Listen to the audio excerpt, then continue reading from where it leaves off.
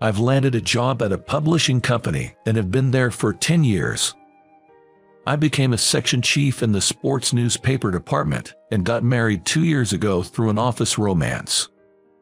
Just when I thought everything was going smoothly, something unexpected happened.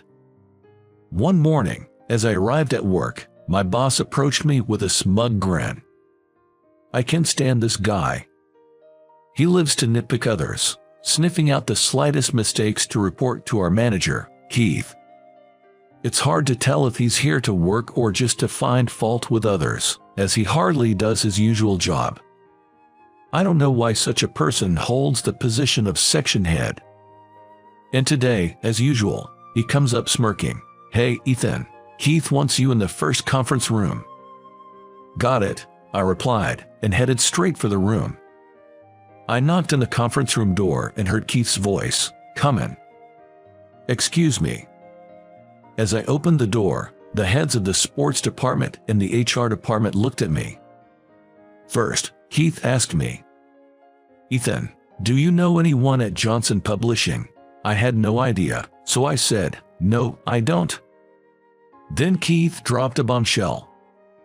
Our exclusive scoop on Mike, a pro baseball player's move to the majors, was published as a scoop by Johnson Publishing. No way. I had spent days in a bar that Mike frequents to get that scoop. How did it get announced as Johnson's scoop? "Chuck says you've got a friend from your university working at Johnson Publishing, right? Could it be? Am I being suspected of leaking information to an employee of Johnson Publishing from my alma mater?" "But Keith, I really have no clue. I didn't even know about the employee from Johnson Publishing you're mentioning. I wouldn't just hand over a scoop I worked on for months to another company," I explained, but Keith's expression remained stern. Then the HR head, Jonathan, told me, "With Chick's testimony, we can't just take your word for it 100%. Until the dust settles on this leak, you're assigned to work at a regional branch." I couldn't believe my ears. A regional branch, in a place without a pro baseball team. And there's only a slim chance they even have a pro game once a year. At least there's a high school baseball team that's a regular at the Nationals, so maybe I can write about that. But this is clearly a demotion. And so, I was transferred to the regional office from the next week. Coming back from the meeting, as expected, Chuck approached me. "So, Ethan, you're going to be the head of the sports section at the regional branch. Wow, congrats." I glared at Chuck. "Why did you make up such a lie?" "It's no lie. Todd from Johnson Publishing. He's your junior from university, isn't he? It's not wrong. Haha." "I don't know a Todd at Johnson Publishing.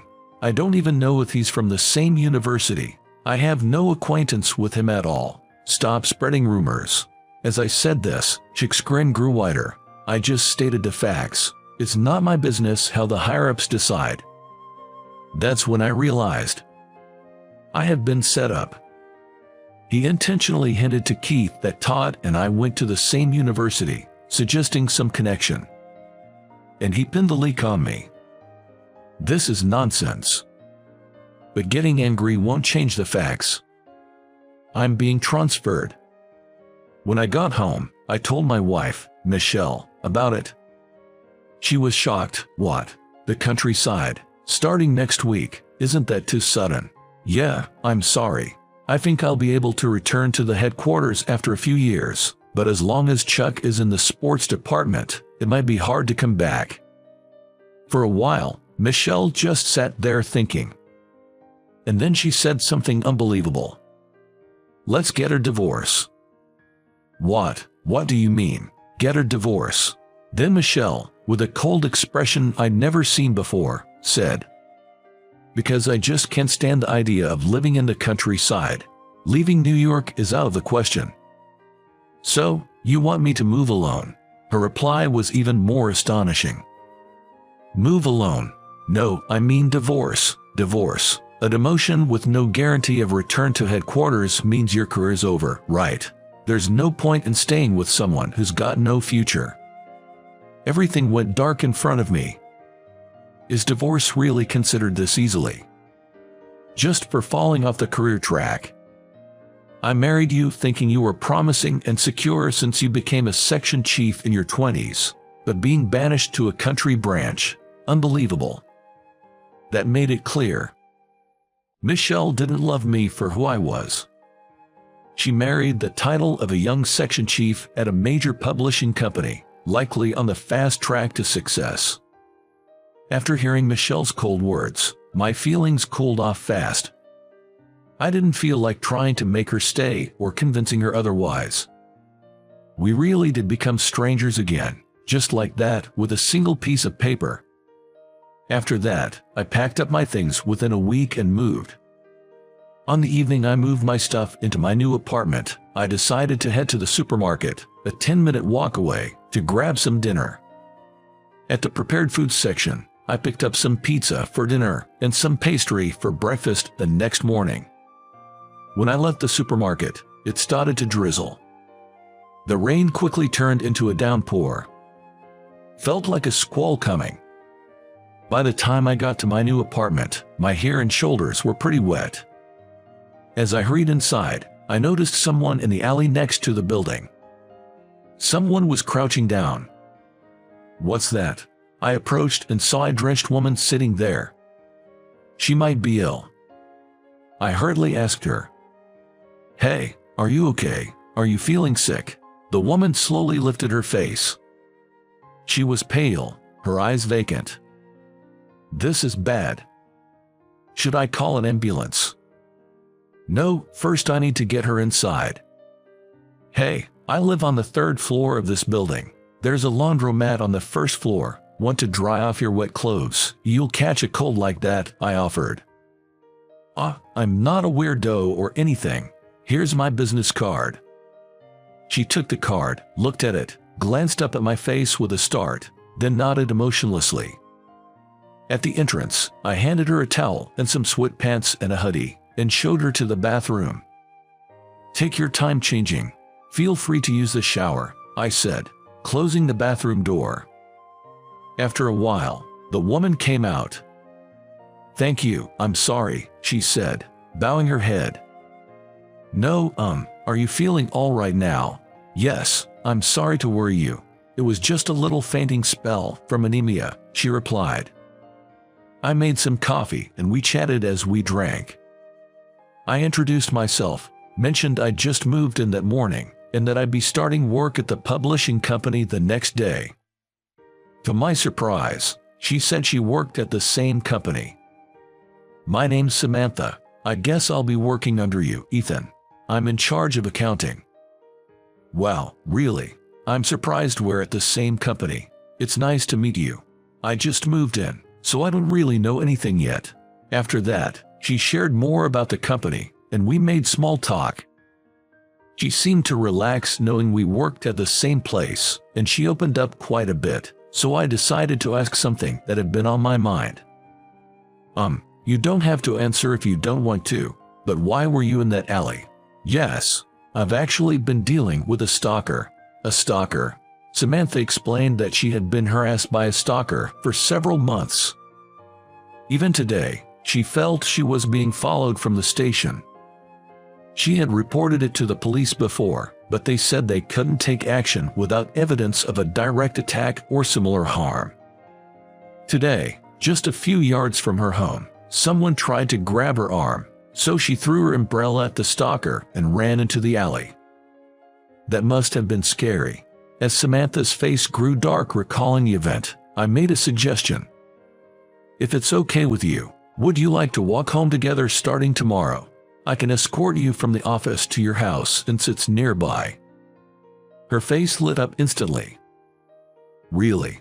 That would be so helpful. Thank you so much." Samantha thanked me repeatedly, looking relieved. The next morning, I went to the branch office bright and early. The floor housed the sports, economy, society, entertainment sections, and also the general affairs and accounting departments. The branch had a completely different atmosphere from the headquarters. Every employee worked efficiently, cooperating to avoid overtime as much as possible. It seemed like this is how companies should be. When I peeked into the accounting department, I saw her face. Just after the end of the day, I approached Samantha, and we left together. That evening, we had dinner at a restaurant she recommended, since she was a local. From then on, we ate dinner together every night. I feel kind of bad, making you walk me home every day.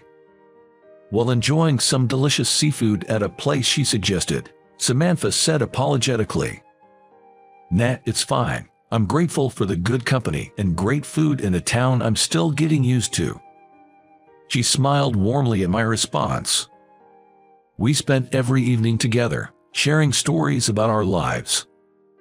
She had divorced a few months ago after her husband had an affair. Soon after becoming single, she started seeing the same guy at her local convenience store, and eventually, he began following her and harassing her.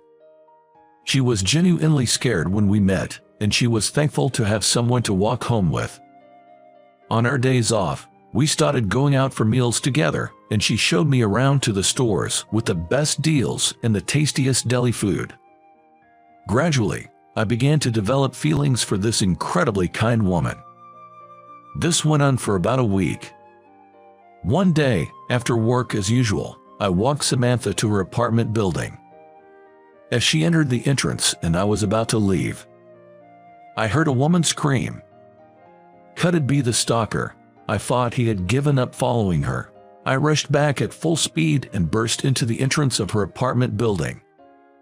There, in front of me, was Samantha being embraced by a man in a black hoodie. "Hey, what do you think you're doing? Get away from her!" I shouted as I twisted the man's wrist, causing him to kneel and fall. I put both of the man's arms in a tight chokehold and said to Samantha, "Call 911. I shouted. "If you come near her again, I won't go easy on you." I grabbed the man by the scruff of his neck and threatened him. Minutes later, the police arrived and arrested the man, who was found to have a stun gun and a box cutter in his pockets. "Thank you so much," I comforted the trembling, crying Samantha, assuring her it's all going to be okay now. The stalker would probably be locked up for a while. But Samantha seemed deeply affected. "I'm scared to enter my apartment alone from tomorrow," she started crying as she spoke through her trembles. I reached out to the real estate agent for my apartment building. They mentioned there were 2 vacancies at my apartment now. "Samantha, it's a bit cheaper compared to here, but there are empty apartments in my building. How about moving in?" I suggested. "So, does that mean I'd be coming home to the same place as you, Ethan?" She looked me straight in the eyes as she said it. "Yeah, if you're in the same building, I can make sure you get home safely every day." Her face brightened with a smile as she said, "Please, introduce me to the real estate agent." That weekend, the whole office helped with Samantha's move. The newspapers had run a story titled "Hero from New York Thwarts Stalker," so that became the talk of the day during the move. It was good to see my martial arts training from my student days come in handy. Since moving into the same building, Samantha started bringing over stew she had made in excess, saying she'd made too much. I've got this subtle feeling that a romantic sentiment is starting to sprout between Samantha and me. Neither of us has said anything about it yet, but I really enjoy the time I spend with Samantha now. Being demoted and then divorced before coming here, I was honestly just shocked, but now, I think it was all part of the right course of events. Word on the street is that my ex-wife has been making advances on Chuck, and when Chick's wife found out, it caused a scandal, leaving Chuck out of the company and my ex-wife in a mess with a lawsuit. Hearing that, I couldn't help but think, well, karma's a thing. I'm about to make a fresh start here. And I'm determined to never let Samantha go through such fear again. I want to protect her smile,